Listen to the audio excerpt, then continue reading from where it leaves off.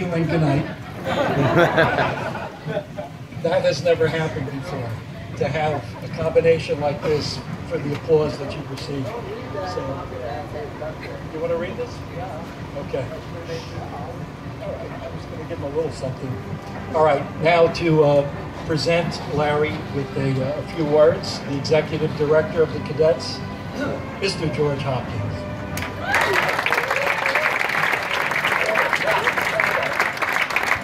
All right, just a little background. Back when we started, when I started as director, we bought buses in 1983. It was awful. We broke down pretty consistently for about 10 or 12 years. And Larry got on board right around there in 1986. We spent many a night on the side of the road, but Larry would always be there, kind of smiling, cleaning his bus. Even if it wasn't moving, we'd still be cleaning it, just to make sure everything was perfectly in order. But I think really, the tribute to Larry is just a recognition of all the many, many color guard people that have been in his bus. And we're walking over here, I think it's got to be in the thousands of young women and men that have been a part of those bus rides with Larry, taking them down the street safely, number one, with good humor and doing everything he could to be a part of that team. So here's a little something that we wrote up. Probably easier for me to just read this and then turn it over to Larry. Larry Laugier is among the kindest and most giving volunteers the Cadets organization has ever known. A volunteer since 1986, he's approaching 3 decades with the Corps.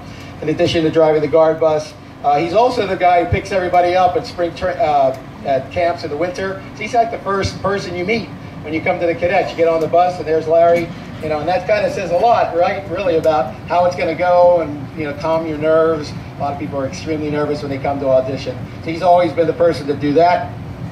He's up his weekends during the off season to drive for the winter color guard. He drives for the winter percussion line. He drives for C2. He drives for just about anybody that we have that's going on.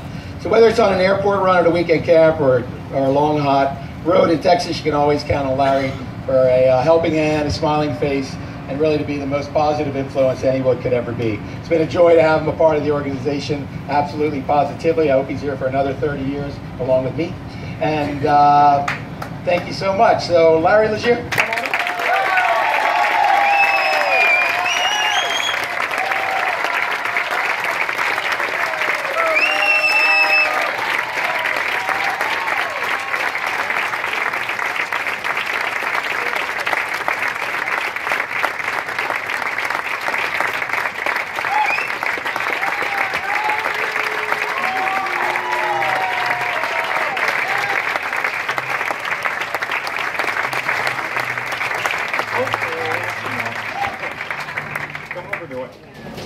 I'm not used to speaking to people when I'm facing them. Usually when I'm on the guard bus, I'm facing through the windshield and everybody's behind me.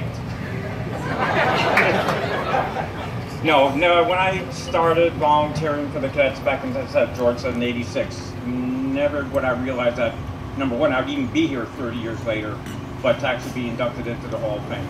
I mean, it's something that's beyond my expectations. But the reason why I do it is because of all you members. I want you to have the opportunity to enjoy this activity as much as you can, and I mean really enjoy it, even though there's a lot of hard work and everything involved in it. And there's some other things I was going to talk about now. Lose my mind. No, I'm surprised that say George wants me around for another 30 years. I'm surprised he's put up with me for the 30 years I've been here. But no, really, as I say, I'm doing this. I do this for the members. I mean, I get some enjoyment out of it myself. So, but this is something I will cherish for the rest of my life. Thanks, everybody, and thanks for the committee or anybody who had anything to do with getting me voted in. Appreciate it.